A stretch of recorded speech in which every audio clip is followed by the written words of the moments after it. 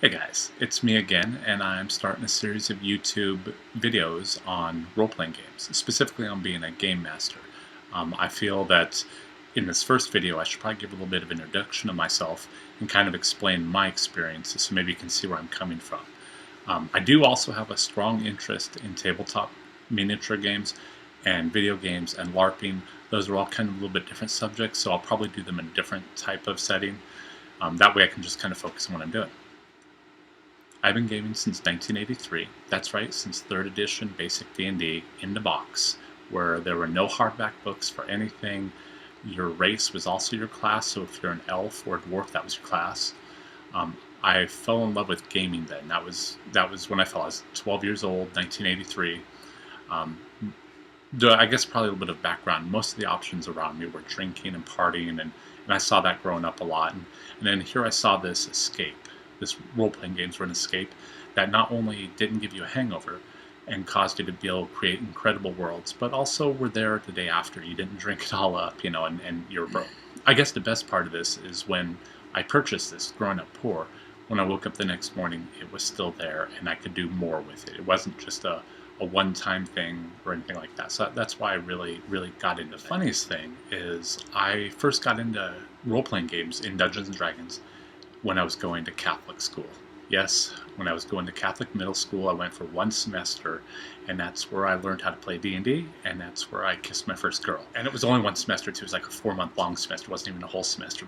But so, I mean, evidently Catholic school was good for some. Sadly, I don't remember the name of my friend who taught me Dungeons & Dragons in Catholic school. I wish I could. I can remember what he looked like, but I don't remember his name. I was in 7th grade at the time. Before this, the only real fantasy worlds we had was all the friends and I would get together and we'd play Star Blazers, based on the anime. We would play Cowboys and Indians, which not politically correct right now, and it shouldn't be either. And we played war. We played a lot of war games. We'd go out, we'd put watercolors on our face, green watercolors, and we'd make sticks into gun-looking things, and we'd throw pine cones at each other. It was a lot. This was kind of like a logical progression now, where you can get more in depth with detailed worlds, and it wasn't just shooting. So my friend taught me D&D, and he ran a few modules, and I was a player during that time. But when I returned to public school in early 1984, there was no one left to run games, so I ended up having to learn how to run them, and I started introducing some of my public school friends. Also, I should note at this time, my parents thought it was Satan worshiping, so it was not approved of at the house, so I had to kind of do it in secret, which was kind of weird. It's almost like having a drug habit, but you had a D&D habit. So of course I DM'd, Dungeon Mastered, or Game Mastered during my teenage years. I had a large group of friends we did this with, and we kind of traded off who is the GM, so I played a lot as well. It's probably the only time I played a lot. Since about 22, 23, I haven't played a lot, played in a few games. It takes a little bit of a little bit of time for me to get used to playing as a player. I'm used to normally being in charge, but I had a lot of fun when I do. I have GM'd a number of games, Dungeons & Dragons, Gamma World, Battletech, Mech Warrior, all the World of Darkness games, pretty much anything you can think of. Call of Cthulhu, one of my very favorite games. And then right now we've been doing GURPS for about 9 years, and we've been using that for a multitude, dozens of worlds, different worlds.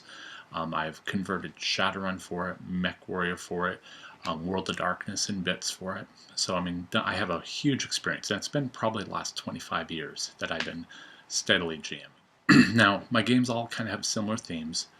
The biggest thing is I run adult games. I figure if we're going to play a game that involves killing things, whether you're going to have sex or relationships should also be part of it. It just seems kind of weird to just let the violent part be part of it. So they all have adult themes. I generally don't recommend my games for people under 18.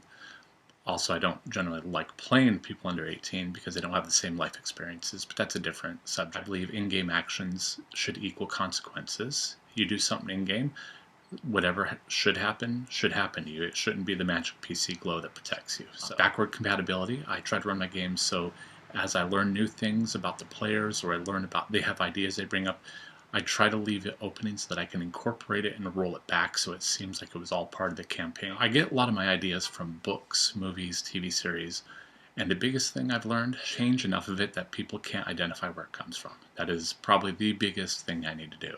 And I recommend that for all GMs. Do something like Street Fighter, bring all the Street Fighters in, keep their names, their costumes.